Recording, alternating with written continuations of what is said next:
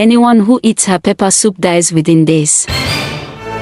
Some even confessed things they thought no one would ever know. Her name was Pamela, the evil pepper soup seller. People in Awilo always said that Pamela had the brightest smile in town. They said her pepper soup could heal heartbreak, calm fear, and even make grown men confess secrets they had never told anyone. But what they never knew, what nobody even suspected, was that Pamela never cooked for love. She cooked with intention, and some of those intentions were not pure. Behind her calm face lived a woman shaped by pain, betrayal, and a lesson she learned too early. The world does not reward good people, it destroys them. Years before she became the famous pepper soup seller everyone trusted, Pamela was just a quiet orphan girl who wanted a simple life. Her parents died suddenly from a strange sickness nobody could explain. One week they were fine, the next week she was standing beside two graves. Before she could even understand her grief, her uncles and aunties came like hawks, carried away every property, and threw her out of the only home she knew. She slept beside shops, washed plates for food, and cried more nights than she could count. That pain hardened her heart, but it didn't break her yet. Not until the betrayal. In those days, Pamela had only one friend, Ella, a girl who pretended to care. Ella would bring her leftover food, offer comforting words, and promise that better days were coming. Pamela trusted her completely. She believed Ella was the one person who truly saw her. But life has a way of using the people you trust the most to deliver the deepest wounds. One day, when Pamela finally saved enough to start a small food table on the roadside,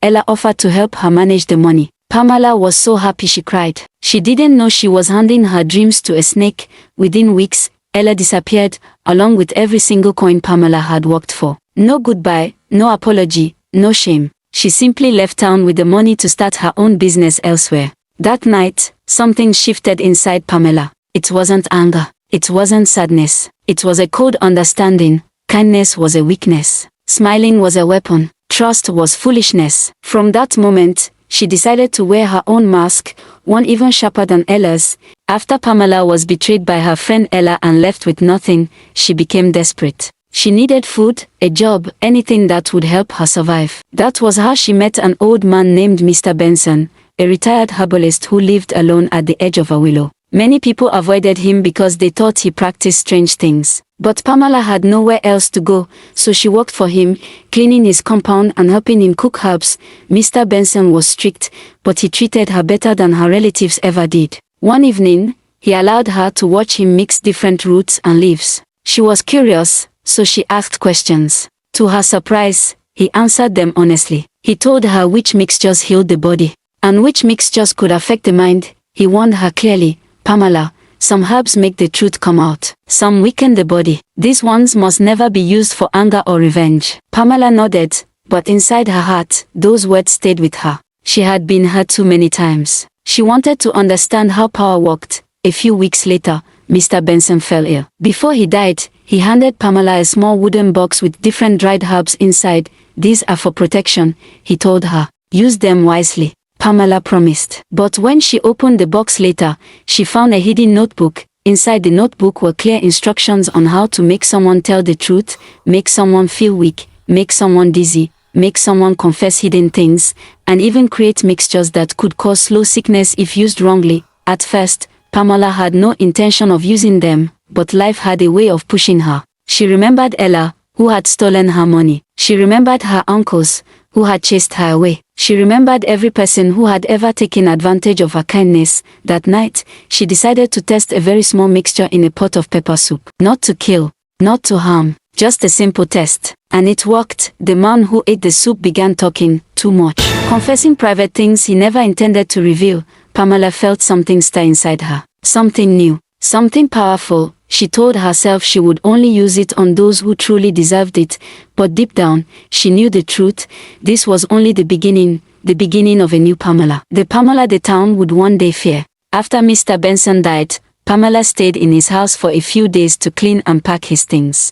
While arranging his old drawer, she found an envelope with her name written on it. Inside the envelope was 200,000 naira and a short message from him. "Thank you for taking care of me. Use this to start your life." Pamela cried that day. For the first time in a long while, someone had shown her real kindness. She used the money wisely. She chose a space near a willow market where people usually gathered in the evening. She asked the market chairman for permission, and he told her to pay a small weekly fee. With that, Pamela officially opened her pepper soup joint. Her first day was slow, only 3 customers. But she didn't stop. She came every evening. She smiled at people. She served them politely. And each day, more customers came. Within 2 months, Pamela became one of the most popular pepper soup sellers in Awilo community. People trusted her. They liked how gentle she was. They liked how warm her smile felt. They never suspected she carried pain inside her. A man named Andrew who borrowed money from people and refused to pay back came to buy her pepper soup. Pamela had heard enough complaints about him. He treated people badly and acted like nothing was wrong. Pamela, serve me pepper soup. Today was stressful, he said. Pamela looked at him. What happened? Andrew laughed loudly. One foolish boy asked for the money I borrowed. Can you imagine? I blocked him. That's his business. Pamela didn't smile. She walked to the back and scooped a bowl from the special pot. She brought it to him quietly. Eat. It will relax you. Andrew didn't suspect anything. He finished the soup quickly. 5 minutes later, his eyes looked confused. His hands shook slightly. Pamela watched him closely. You okay? She asked softly. I feel strange, Andrew said. Then he started talking uncontrollably. He confessed every lie. He confessed every debt he refused to pay. He confessed how he insulted his wife. He confessed how he tricked people in the market. He couldn't stop talking. Pamela said nothing. She just listened calmly. When Andrew finally got up and staggered away, embarrassed and confused, Pamela knew something important. She had tasted power, and it felt stronger than anything she had known. Pamela opened her stall as usual. The market was busy, people shouting and laughing. She served everyone politely, her face calm. Chike, the bus conductor who often bullied people, came first. He dropped money on the table. Pamela, make my soup fast. Pamela poured his soup from the back pot, carefully adding a small scoop of the mixture. He ate it all, wiped his mouth, and left. He felt fine and didn't suspect anything. Adeabi, a woman who spread lies and cheated others, came next. She ate from the same pot and left smiling, completely unaware. Other customers came, ate, and left normally. Pamela cleaned her utensils, packed her things, and went home quietly. Everything seemed ordinary, but she knew it wouldn't stay that way. Hours later, the mixture began to work. Chike woke up sweating and clutching his stomach. The pain twisted and burned, leaving him weak. He ran to the bathroom, his chest tightened, his heart raced, and he couldn't understand why. Edeobi, lying in bed, suddenly felt her head spin and stomach cramp. She groaned, weak and terrified, unable to stand. Kelvin, a trader who had cheated people all week, woke up in the middle of the night sweating and shaking. His stomach burned. He collapsed to the floor, struggling to breathe. No one connected the sickness to Pamela's pepper soup. They thought it was bad food, malaria, or just bad luck. Pamela, however, slept calmly. Her first test had worked perfectly. The mixture had done its job, and the town would wake up tomorrow confused, scared, and whispering, but nobody would ever know she had caused it. The next morning, people whispered everywhere, on the streets, in the market, at the bus stops.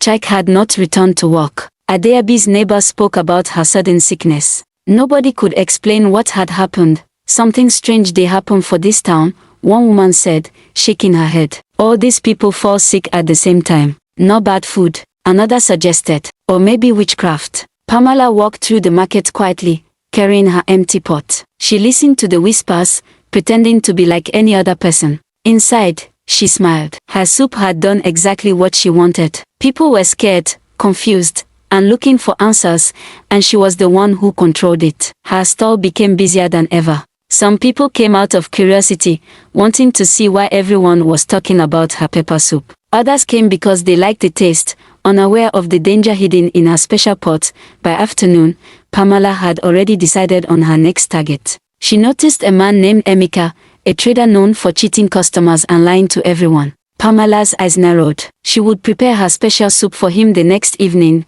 As the day passed, the town's whispers grew louder. People avoided certain streets. They warned each other to be careful with food, but no one suspected Pamela. She blended in perfectly. That night, she opened her stall again. Her normal pot was in front.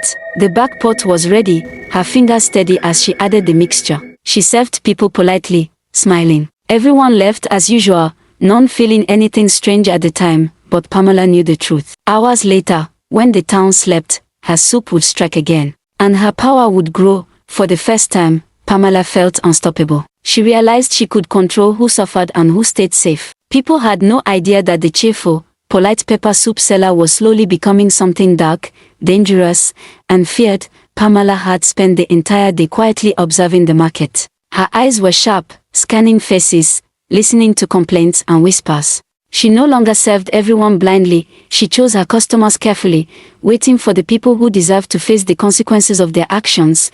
That evening, she noticed Emeka, the trader she had been watching for weeks. He was arguing loudly with his workers, threatening to underpay his staff while laughing like it was a joke. Pamela's hand tightened around her ladle. Tonight, Emeka would taste her special soup. She prepared his bowl with precision. The normal customers received their usual soup, but Emeka's bowl carried the mixture.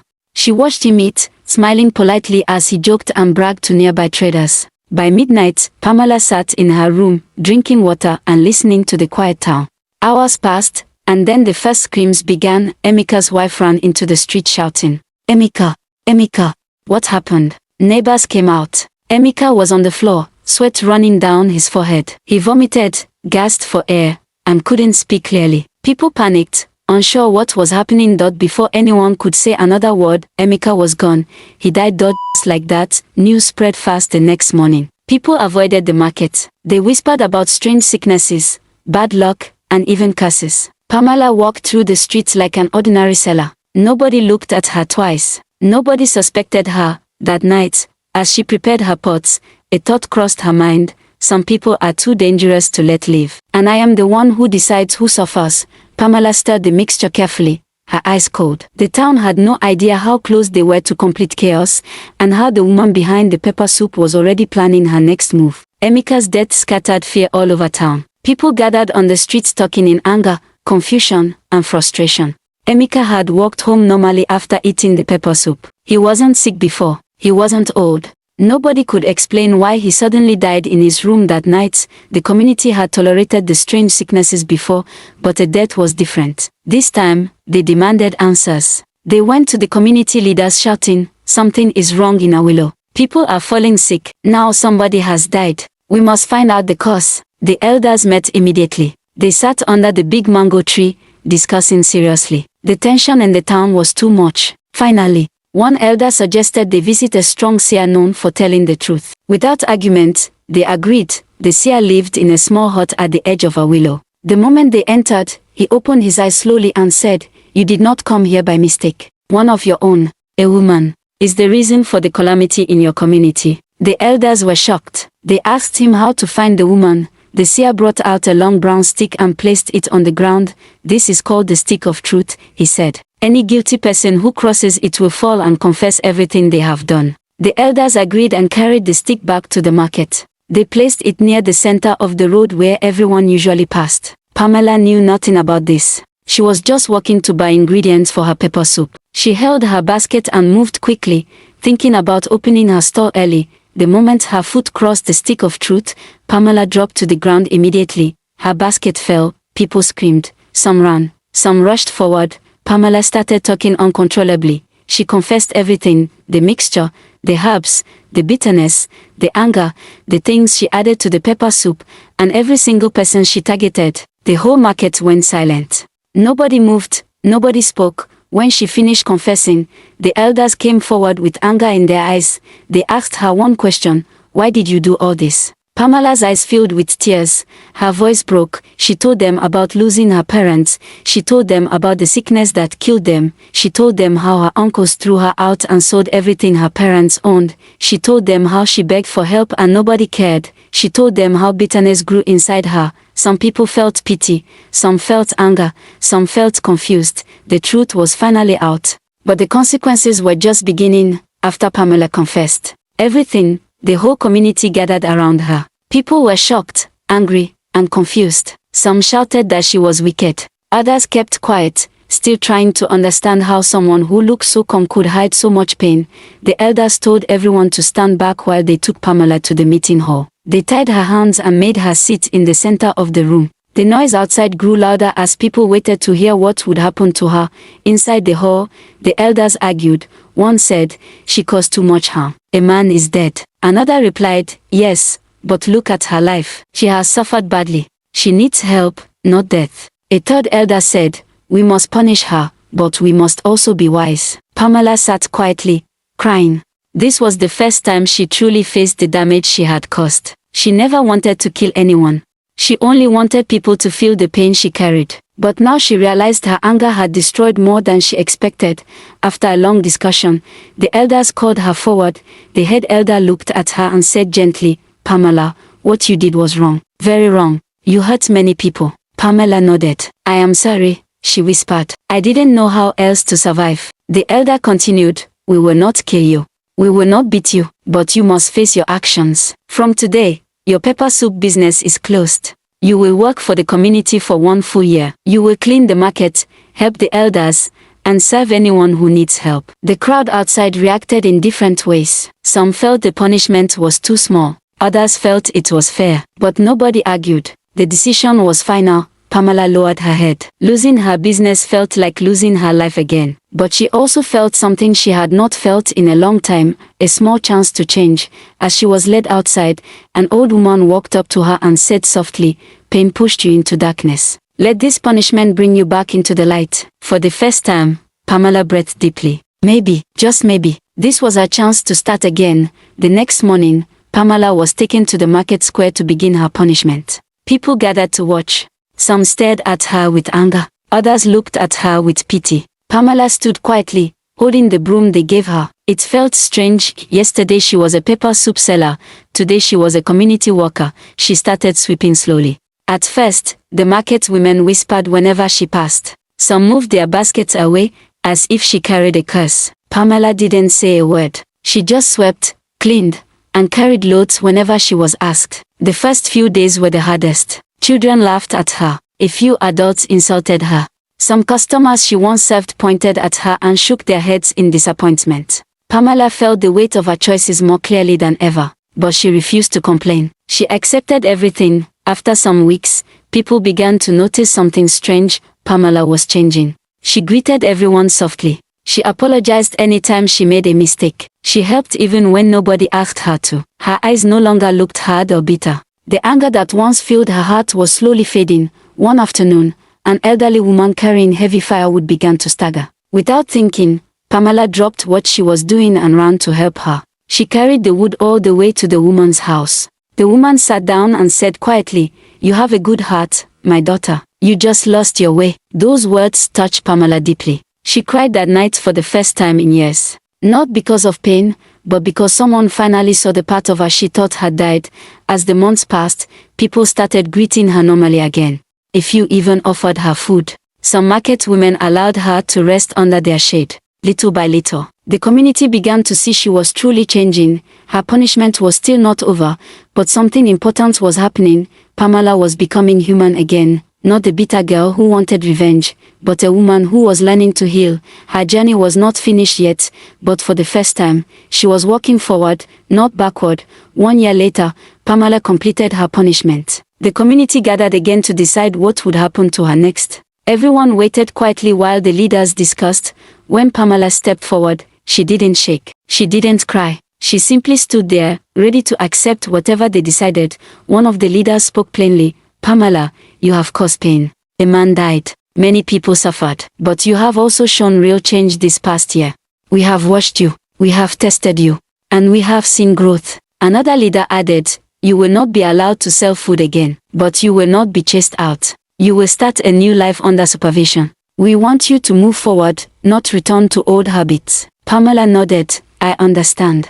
Thank you for giving me another chance." Her voice was steady. No excuses. No blaming. Just truth. A moment later, Emika's mother stepped out from the crowd. Everyone held their breath. She walked up to Pamela slowly. Pamela's heart pounded, but the woman simply said, "I lost my son. Nothing can change that. But I see you trying to become better. I will not fight this decision. Use your life well." Pamela swallowed hard. "I'm sorry," she whispered. The woman nodded and walked away. The meeting ended. The people dispersed. And for the first time in a long time, Pamela felt the air on her skin like she was truly free. She started working with a group of women who trained her in new skills, cleaning services, sewing of clothes. She was not rich, but she was steady.